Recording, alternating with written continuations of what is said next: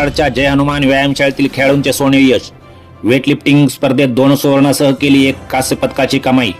जय हनुमान व्यायामशाळा कराड या शाळेने आतापर्यंत अनेक राष्ट्रीय खेळाडू घडवले आहेत. या शाळेला खेळाडूंची उज्ज्वल परंपरा आहे.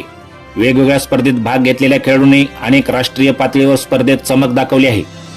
इटानगर अरुणाचल स्पर्धेत येथे झालेल्या राष्ट्रीय युथ ज्युनियर आणि सिनियर वेटलिफ्टिंग स्पर्धेत जय हनुमान व्यायामशाळा कराड येथील एकाच व्यायामशाळेतील तब्बल 3 खेळाडूंनी घवघवीत यश संपादन केले आहे. यामध्ये कुमारी अपेक्षा दत्तात्रय ढोणे 45 किलो वजनी गट ज्युनियर सुवर्ण पदक पटकावले. कुमारी अस्मिता दत्तात्रय ढोणे 49 किलो वजनी गट सुवर्ण पदक पटकावले आहे.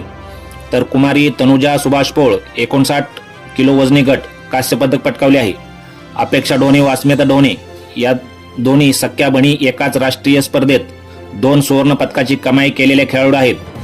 कुमारी तनुजा पोळ हिची चेन्नई येथे होणाऱ्या खेलो इंडिया स्पर्धेत 2024 साठी निवड झाली आहे.